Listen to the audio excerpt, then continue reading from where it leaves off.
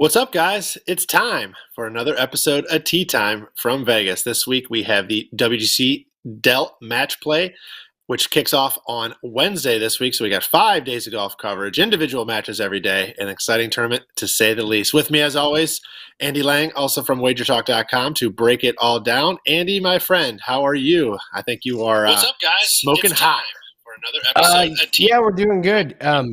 I've been enjoying golf the last 4 weeks. It's been really good. We hit our play of the week, which we'll get into.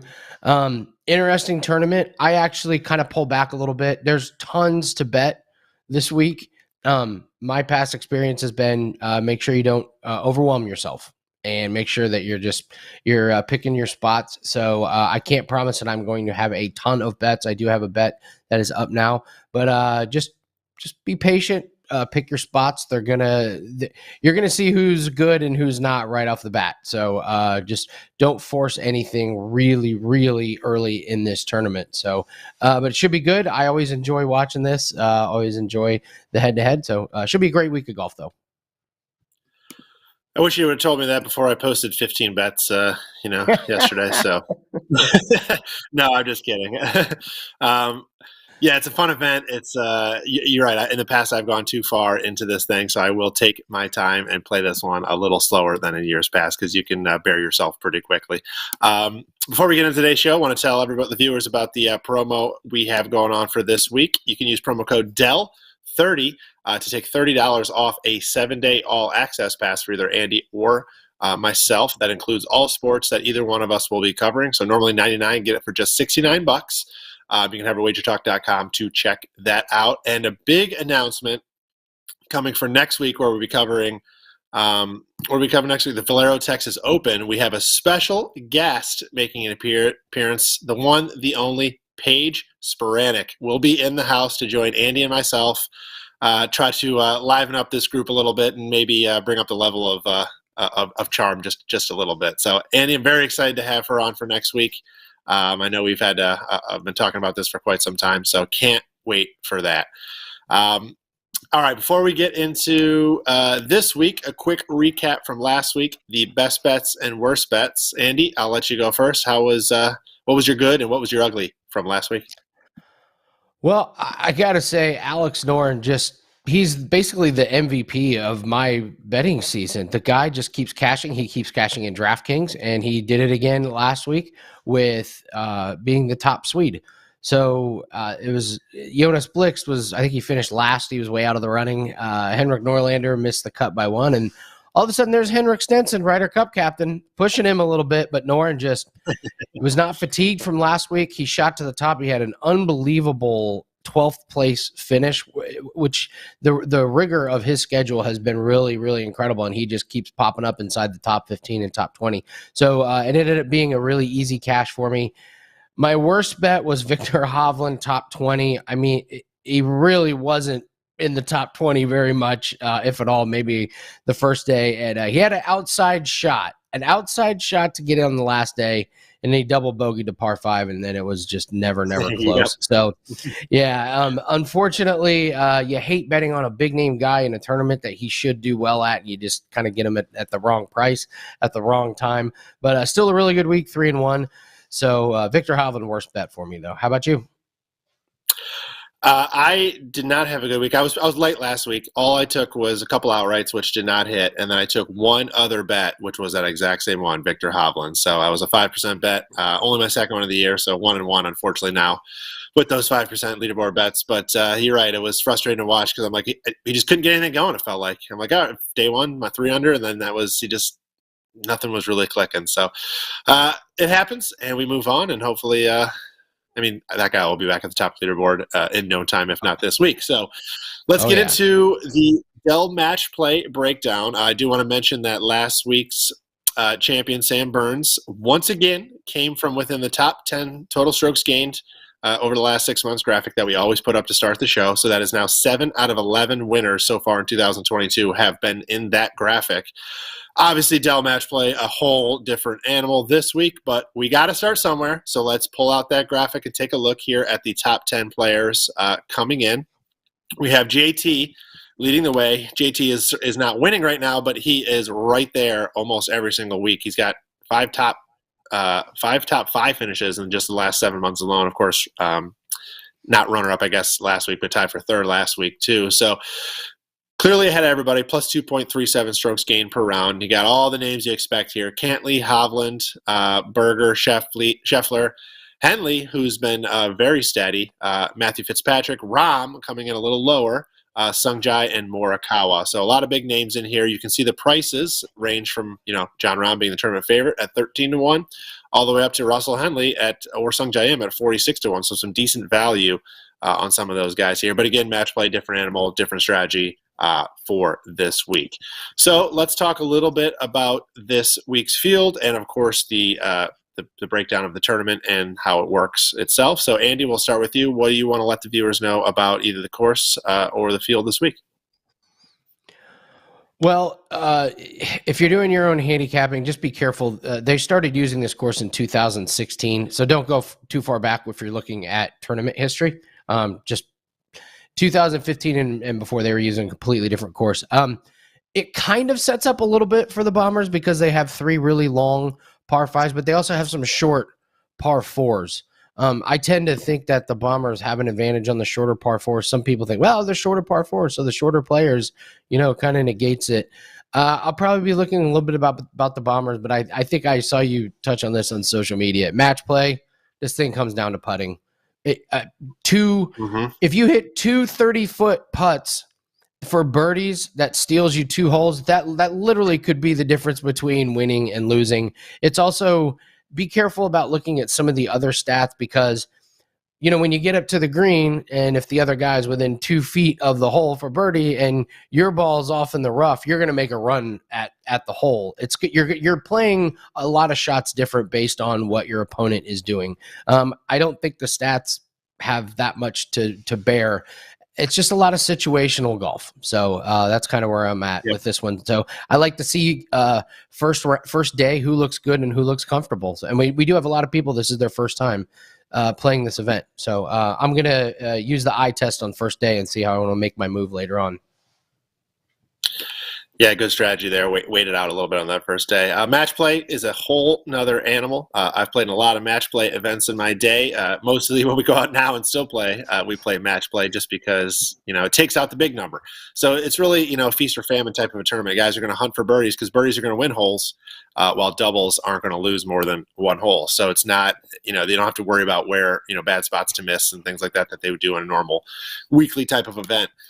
So guys that are high on birdie average are guys you should look at this week. Guys that can make putts are guys you want to look at this week. I mean, there's nothing more demoralizing than watching a guy knock one in the woods, chip out to the fairway, put it on the green from 30 feet, and make a par while you have a 10-foot birdie putt and miss it and walk away with the same damn score. So putting is everything in this event. And I know they say, always expect the guy to make it when you're playing match play, but it's pretty tough in that scenario I just laid out when he makes that and you're like, son of a, how do I walk away with the same score here? So it's, you mentioned looking at course history in this event, which is true. This event started in 2016 at Austin Country Club.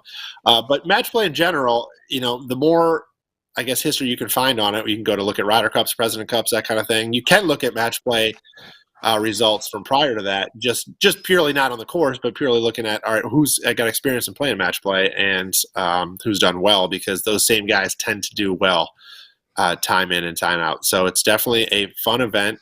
For the format, for those that don't know, first 3 days, round robin, we got 16 pods of 4 players. Everybody plays each other once. The winner moves on to a knockout style, 16 people left. On Saturday, Sunday, they play the first 2 rounds down to the semifinals, and then on Sunday they play the semis and the finals. So 7 rounds of golf needed to win this thing in 5 days. That's a lot.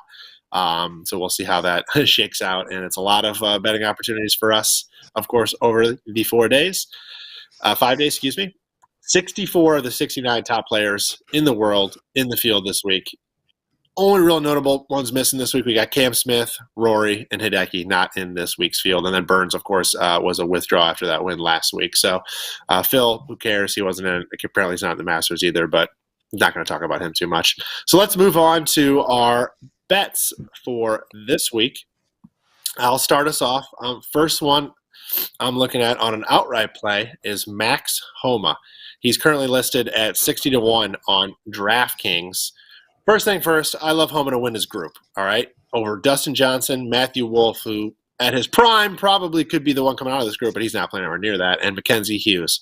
Homa's worst finish in his last 4 starts is a tie for 17th at the Arnold Palmer, while also finishing tied for 10th at the Genesis and tied for 13th at the Players, all very difficult venues.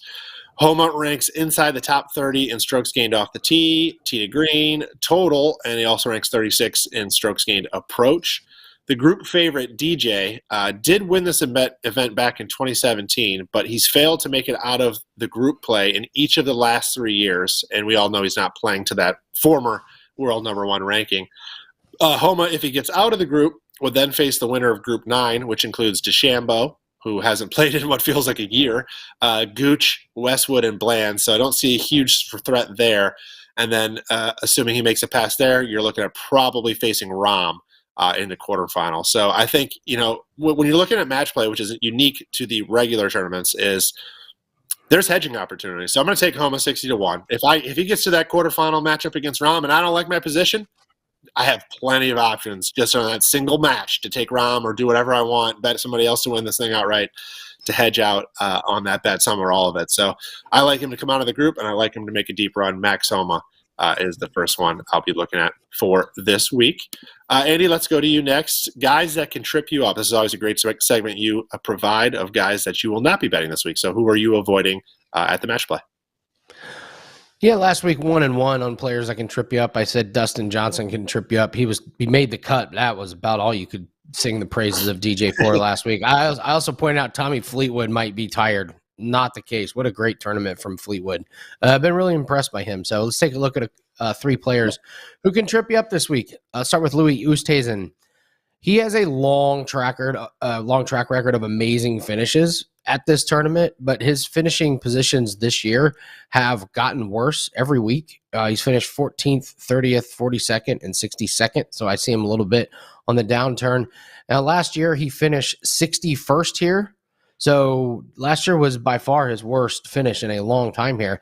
And he's got Paul Casey and Alex Noren in this group. These are 2 guys that have been really solid this year, and Paul Casey has gotten out of his group, 3 or 4 years in a row. Paul Casey plays good, and Casey took last week off, so he's going to be rested. And then Alex Noren, who we talked about, how good Noren has been. So I think Louis got a really, really tough group in there. Whoever comes out of that one will definitely earn it, and I don't see it being Louis. Up next, Colin Morikawa. He missed the cut 2 weeks ago. That was in the horrible weather, so I'm giving him a pass on that one.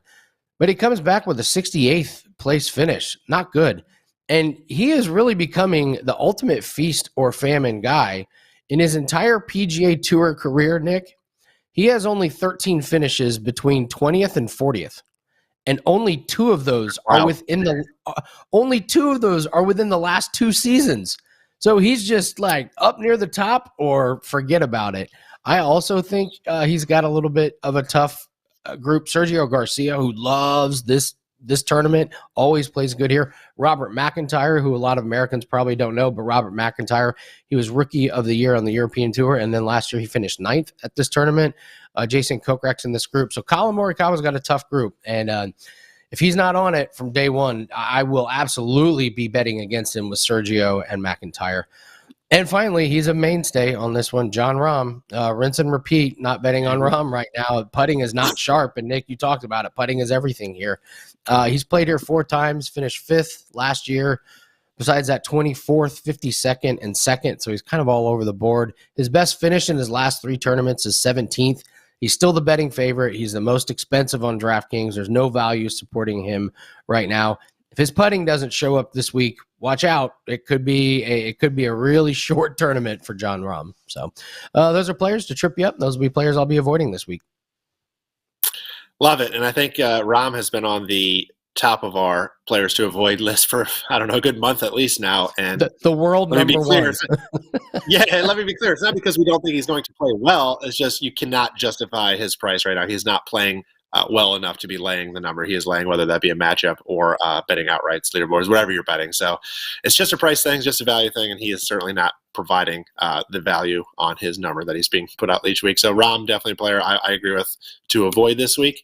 I'm going to piggyback on who you talked about with Morikawa, and I'm looking at Sergio Garcia to win Group 2. So I agree with that Morikawa play. I don't think he's been playing anywhere near the level that we've grown accustomed to.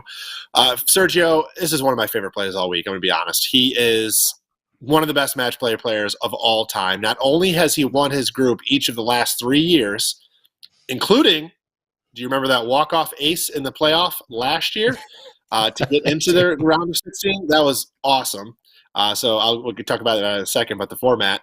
But he's the all-time leader in Ryder Cup points as well. So Sergio Garcia has a lot of match play history. He's been around forever, but he continues to play at a very high level. He's made the cut in 8 straight events between the PGA Tour and the DP World Tour. He ranks 4th on tour in strokes gained off the tee, which is an important metric in match play. I mentioned before I play a lot of match play events in my day, and watching somebody stripe it down the fairway every single hole gets old. So consistently putting himself in play off the tee is going to wear on people as you go over those 18 holes. And it's not it's not a fluke. He ranked number 3 on tour in that category each of the last 2 seasons as well. So he is always one of the best drivers out there. The group you already mentioned this: Morikawa, Kokrak, and McIntyre. Morikawa, by name supplies the biggest threat, but he hasn't been putting up consistent results that you expect from him. And right now, Kokrak, he can putt. So the one thing, he's a driver and a putter. He, I think, is the biggest threat here. McIntyre, you said it too. He's got he had good history here last year, and he's a good young player. Just not a lot of people know his name, but I just love Sergio and what he's done in match play over the years. I think plus 250 is a great price on him to come out of that Group 2. So that is my play for winning Group 2. Andy, DraftKings darlings. I honestly love this segment. Every time you go over it, the 3 guys you put in there for value, I immediately go to my lineups and look right for them, and you've been great with them. So who do you have this week, DraftKings darlings? Oh man, did we crush it last week? I mean, we had a great week for this lineup. So that's 2-0. Since I've made lineups on this show, we're 2-0. So Vaughn Taylor missed the cut. Besides that, I had Patton Kizzire, who finished 33rd. Then we got Noren, Lowry, and Schauffele, who all tied for 12th, and Fitzpatrick at 5th. So easy head-to-head winner. I felt bad for the person I was going up against. They didn't have a chance. So we'll start our lineup with 3 of my favorites. Lee Westwood at 6,300. I think he's flying under the radar, mostly because of just and I like him just because how bad his group is, I think. He hasn't been great this year, but he's had a week of rest, which if you follow Lee Westwood, he likes his rest. So he finished 18th here last year. So we've seen a recent good finish from him. He can beat everyone in this group. Richard Bland, he hasn't been good. He's never played here. Taylor Gooch has missed the cut in 2 out of 3 tournaments. Like, seriously, who knows what we get from that guy? And DeChambeau, I don't know. Is he going to withdraw? Is he going to play great? Is he going to be awful? If he's bad, Lee Westwood could absolutely come out of this group, and at 6,300, this is a bargain. So you mentioned Max Homa before, and I'm going to take him at 7,700. I don't need to go over all of the red flags from everyone in his group: Mackenzie Hughes, Matthew Wolff, DJ. So why not? 18th here last year, and he has 4 top 17 finishes in a row coming into this week, so 7,700. And then I loved what I've seen from Cameron Young this season. He's so strong. When the ball gets in the rough, he has no problem muscling the ball out of the rough with really good accuracy. And he's playing great for someone as young as him. And he's only 7,000. So he missed the cut last tournament. You got to remember, that was the crazy weather that knocked a lot of people out. Before that, 3 top 16 finishes in a row. Rahm is the big name in the group that does not intimidate me right now, and Cameron Young does not strike me as somebody who gets intimidated by that. So I'll start with Westwood, Homa, and Young. That gives me enough money to complete my lineup with Daniel Berger, Xander Schauffele, and Brooks Koepka. So start with those 3, and then you can fill it out. But my lineup is going to be Westwood, Homa, Young, Berger, Schauffele, and Koepka. Those are your DraftKings darlings. Love it. Young, yeah, he's a guy I've been watching now closely for the last couple of weeks. The only negative, of course, he's in Rahm's group this week, but it's a match play. Doesn't matter. Anybody can beat anybody. This is a strong field. It does, there's 64 of the best players in the world in this field, so they can all beat anybody over the course of 18 holes. So good luck there. I do love those plays. I'll go back to my last play for the day. Lucas Herbert, top Australian. Now, I got to be honest. This prop, top Australian, I don't 100% know how it's going to be graded. I have to imagine it's a combination of progression, and if they're tied, both getting knocked out in the round of 16, I guess it would be a dead heat rule split. Or if nobody makes it out, it's just number of points earned in group stage, and same thing. I'm assuming if it's tied, it's dead heat rule split on that as well. So we will see how this goes, but I do like him over the group he is paired with this week as far as other Australians. You got Adam Scott, Mark Leishman, and Minwoo Lee. Scott's group is honestly seems like the toughest group to predict, like a total crapshoot. You got Jordan Spieth, Justin Rose, Keegan Bradley, Adam Scott. I think any one of those guys could beat up on each other, and I'm very, very struggling to figure out what's going to happen in that group. So I don't like that for a clear dominant player. Leishman, he's in a tough group. You got JT, you got Kevin Kisner, who's a past winner and runner-up at this event, so clearly a lot of good history there. And Luke List, PGA Tour winner just 2 months ago. So Leishman may struggle to find a win in that group. And then you got Minwoo Lee, who's a great young player, but does not have any experience really in this type of a format or this type of an event. So Herbert, he's in a group with Tony Finau, awful. You mentioned him. Takumi Kanaya, who's a young Japanese player, very solid, but easily beatable. And then Xander Schauffele, who may struggle in the group as he simply can't make putts. Now, listen, I'm not saying Schauffele's going to be bad. I think he's clearly the best player in this group, and Andy might disagree with me on this one, but I'm not saying that Herbert even has to come out of this group. Remember, I can win this bet, I think, and still not have him come out of this group. He's just got to do better than Adam Scott, Mark Leishman, and Minwoo Lee. So, I think he's got a good chance to win a couple matches in this group, even if Schauffele, steamrolls this thing 3-0. He might be 2-1, and that might be good enough to win this prop. So Lucas Herbert, top Australian, plus 550, I think is great value this week. And remember, he is a PGA Tour not that long ago, just this past October. So he's got the skills to be able to pull this off. So that's my play. Andy, one last one. What are you looking at for best bet for this week?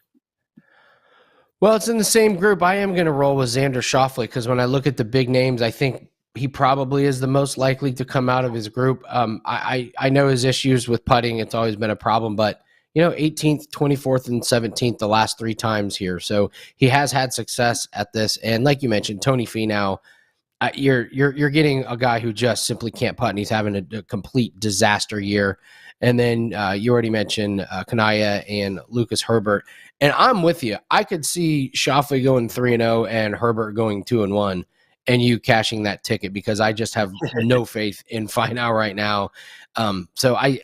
It's really just the value on who do I think is the biggest name, who's got the best group to come out of, and Schauffele is the one that I like. So it's a small play, like it's only 2%, but if you're just looking at a group, who's going to come out of group, that's my only play on the groups. I think the value is going to be more on some of the daily plays on Thursday, Friday, Saturday, and Sunday. But my best bet for the whole tournament, as far as who's coming out of groups, is Schauffele plus 175. Love it. That's the uniqueness of this tournament, right? We're betting two different guys in the same group, 2 different ways, for 2 different reasons, and we can both cash. So good luck to you there. I hope Xander goes 3-0. I hope Herbert goes 2-1, and every other Australian goes 0-3, and we're all happy. Before we sign off for the day, I did want to mention once again the promo code for this week. We have Dell30. Takes $30 off a 7-day all-access pass for either Andy or myself. Get all sports covered for 7 days, and Andy is on a red-hot heater. I don't think you've lost an NBA play. I don't want to jinx you in quite some time, so definitely check out his packages. He's doing great right now. And again, reminder, next week, you have to be here. Paige Sporanic will be joining us for the show next week live. Can't wait for that. We'll be talking the Valero Texas Open, and I'm excited to have her on the show to spice things up a little bit. I want to thank everybody for tuning in. Good luck with your bets this week, and we will see you back next week for the Valero Texas Open.